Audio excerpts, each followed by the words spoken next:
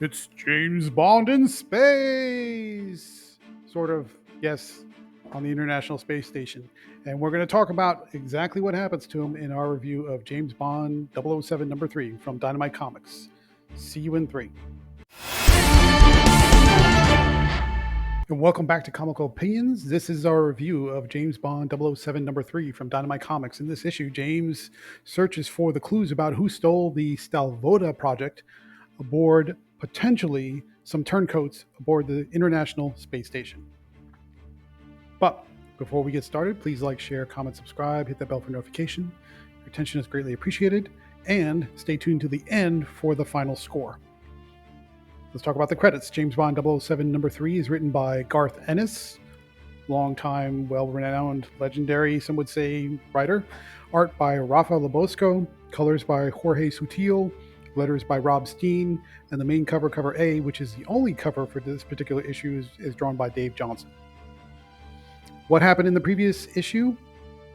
James is on the trail of who might have stolen the Stalvoda project, which was a originally developed a Nazi secret weapon type program that after the events of World War II was stolen by the Soviets.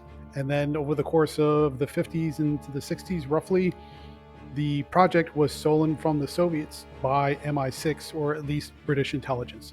What is the Stalvoda project? It is this weapon of mass destruction that, when detonated, covers everything within the range of detonation in this instant flash of ice, which means it kills everyone that within the radius, but because it's ice, it therefore doesn't destroy any of the technology or the resources or anything else that's going on. It's a clean bomb in the truest sense of the word, and it is highly, highly, highly sought after by all the governments and military and terrorist organizations that are dispersed throughout the world.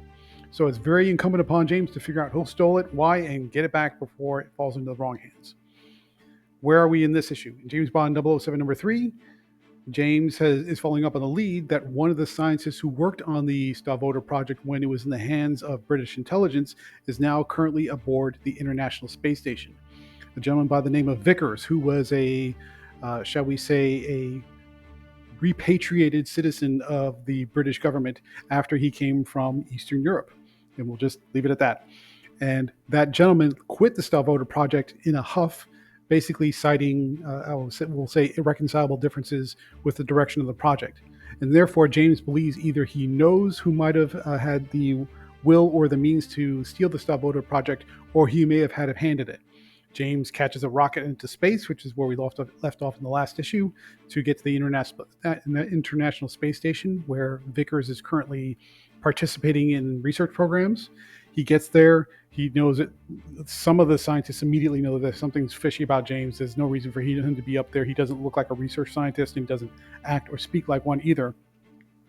But he gets in close enough to figure out, to at least to arrange a private conversation with Vickers, because Vickers can tell right away that something's up. He has a conversation with Vickers in a side compartment of the International Space Station, and while they're talking it through and trying to figure out what's going on, Vickers is sincere in his convictions that he left the program because he couldn't deal with his conscience anymore about what the program was trying to do, which is essentially create a devastating clean bomb. James believes him, but as they're talking, without realizing it, somebody is slowly seeping oxygen out of the chamber. James escapes, but Vickers dies as a side effect or an after result of escaping the chamber. But James now knows that there's another astronaut on the International Space Station who is there to keep an eye on Vickers and to take lethal action if necessary. Meanwhile, down on the ground, Ms. Moneypenny is undercover trying to suss out another potential lead who might have had dealings with MI6 and the project. And she gets, she gets her James Bond on by getting a little frisky with her target.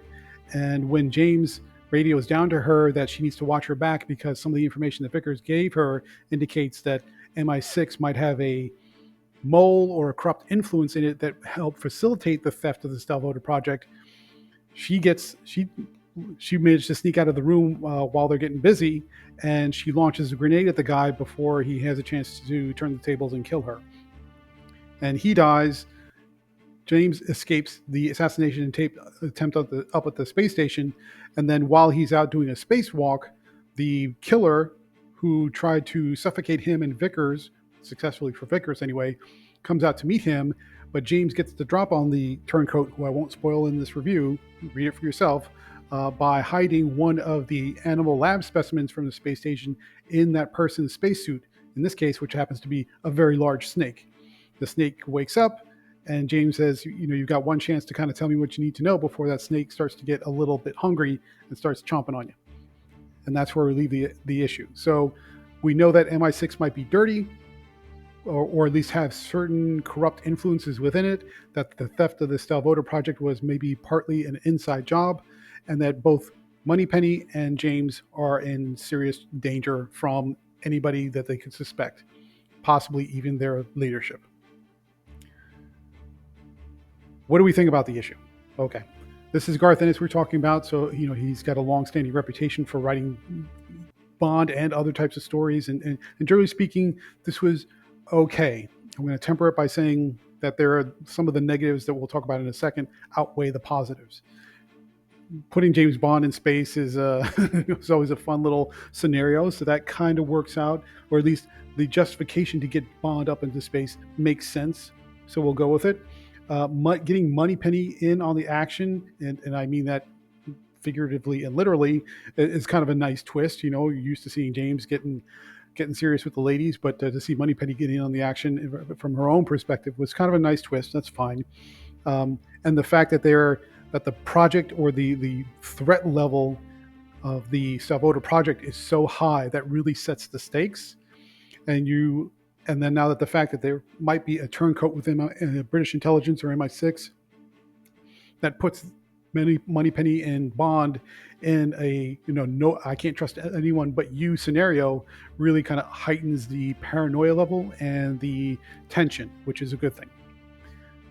But on the negative side, what didn't we like about James Bond 007 number 3? Some of the outcome of both of their respective, and both meaning Bond and Moneypenny, the outcome of both of their particular fights or battles, if you want to call it that, or at least their dramatic scenes, was, to be frank, silly.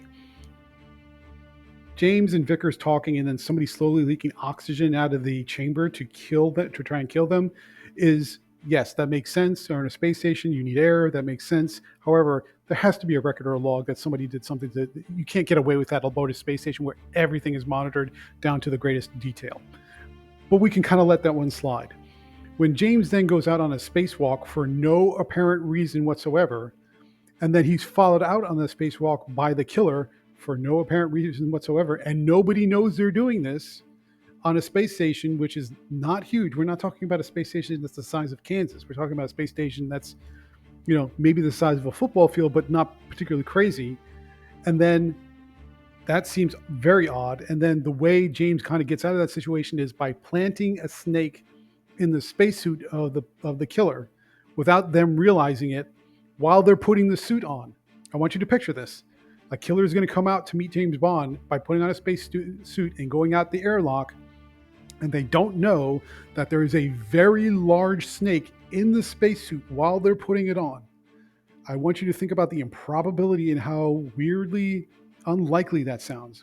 The snake is not small. This is like a large kind of anaconda-sized snake, orange in color. Might not be an anaconda, but it's a large snake. How do you? I can't even picture that. How do you do that? How do you put on the spacesuit and not realize there is a very large snake in the suit that you're putting on? Oh, okay. All right. So that was silly and kind of ridiculous. And then how would James know that the killer would pick that particular suit? How would James know that the snake would wake up at the right time and not instantly kill them before they had a chance to answer sort of like, you're getting ready to die, you might as well tell me what you know already type of questions? That whole scenario just didn't make sense. It was kind of campy, dopey in the Roger Moore era of James Bond films kind of way. And but worse. I mean, it just didn't make sense. Then on the flip side, when you have Moneypenny, she's, getting her freak on with this big guy who may have been tailing her, might have been some kind of killer or assassin. She goes in the other room when he gets maybe a little too pushy, and she just throws a grenade into the room to kill him in her own home. Did she think that nobody would notice that a grenade just went off? Would that not invite questions? How did she know that the grenade wouldn't set the entire place on fire?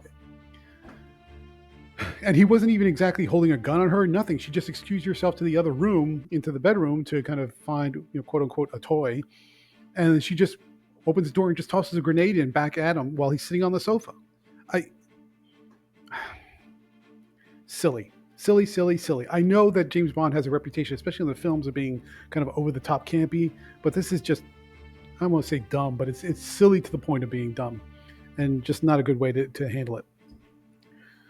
So now we're at the crossroads here of Moneypenny and Bond against the world, looking for this very disruptive bomb. But how do they get out of their respective situations seems kind of ridiculous. And eventually James has to get back down to earth. I don't know how he's going to do that without answering some very weird questions. I don't know. Oh, woof. Okay, let's talk about the art from Rafael Lobosco. It's good. It's not fantastic, but it's solid. I mean, the character work is fine. The space station looks good. The spacesuits look good. The snake looks really good. I'm not sure why the snake looks better than everything else, but the snake looks really good. And just generally speaking, it's a solid art presentation. Nothing crazy, nothing over the top, nothing that's going to blow your socks off, but it's solid work all the way around. So thumbs up to Rafa Lobosco and Jorge Sutil for the colors. Final thoughts, what do we think about James Bond 007 number 3? Interesting scenarios. The premise and the central idea is good. The stakes are high. There's a lot of drama. This is what you want from a James Bond adventure. However, how Moneypenny and Bond get out of their respective traps was kind of silly to the point of dopiness. It just, I can't think of a better way to put it. Therefore, we're going to give James Bond 007 number 3 from Dynamite Comics a 6.2 out of 10. We hope you like this review, and let us know, are you a James Bond fan, and do you like silly, over-the-top Roger Moore era type James Bond stories, or do you like your James Bond more gritty and down-to-earth and realistic like the Daniel Craig era or like the original books? Want to hear your thoughts and your opinions about James Bond? Leave a comment down below, and if you like reviews, please stay tuned through the outro for the next one.